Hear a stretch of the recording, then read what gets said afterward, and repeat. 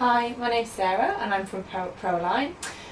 Today I'm going to show you a few exercises that you can do in 4-point kneeling, which is basically on your hands and knees at home. These exercises are really good for working your core stability muscles around your pelvis, but also for working your shoulder blades and your scapular stability. So if we just start off getting yourself into 4-point kneeling, which means that your knees are underneath your hips and your hands are underneath your shoulders. Now in this position it's really important to get yourself into your neutral pelvis position, so I like you to arch your back up towards the ceiling and then hollow your tummy to the floor and find the neutral position, which is the centre for you.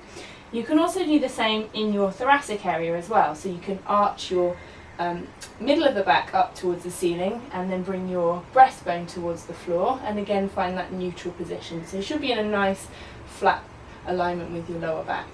Okay.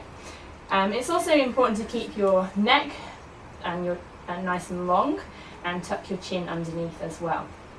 So if we just start off with a basic exercise, which is one that I like, which is called a cat stretch, which is a really good form of mobilising the whole of the spine. So I want you to first of all activate your core muscles, so think about just drawing that belly button up away from the floor or squeezing up or lifting through your pelvic floor muscles, whichever way you prefer. And then as you breathe in, I want you to just arch your lower back and look up towards the ceiling, so you have a nice arch in your lower back, and then you're going to tuck your chin underneath, breathing out, allowing the ribs to come down towards your pelvis for a good stretch up to the ceiling. And again, breathing in, looking up, good, breathing out, tucking the tailbone underneath for a good stretch. And this is a really nice one just to get your spine nice and mobile.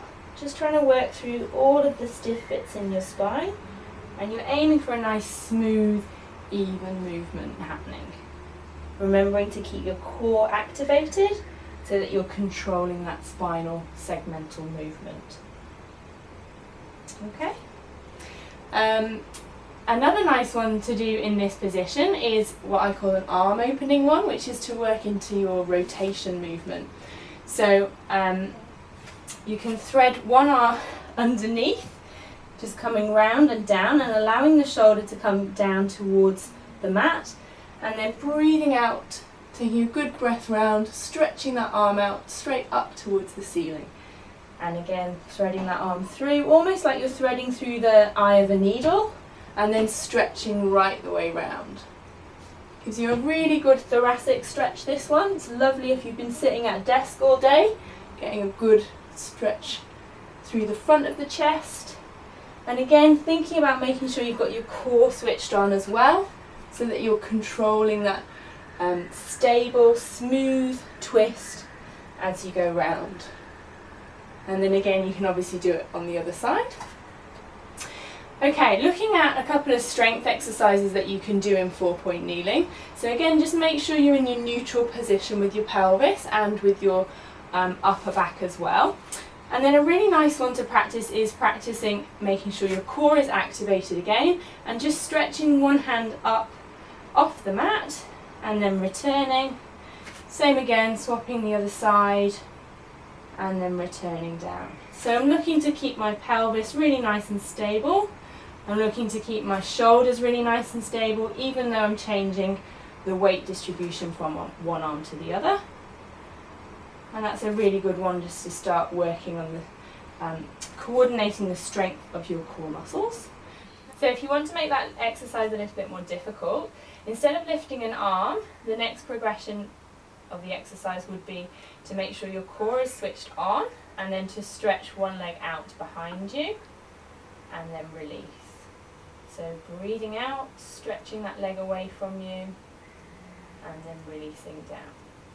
Again, making sure your core is switched on, and it's really important that you keep the back of the pelvis nice and level, and you want to make sure that you don't allow your hip to drift sideways over your knee, so that you're maintaining your weight really nice and balanced over that supporting leg, not tipping over to the side.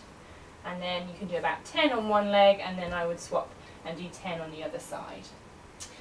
Moving on, to make it a little bit more difficult, what you can then do if you find that easy is to then practice lifting one arm and the opposite leg out in front of you and then releasing.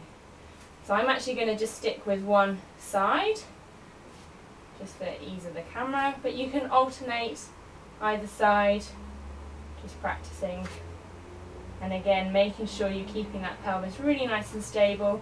My core is helping me to stay still and steady as I swap sides. Okay, hope that's given you a few exercises that you can try at home, and I hope you enjoy practicing. Thank you, bye.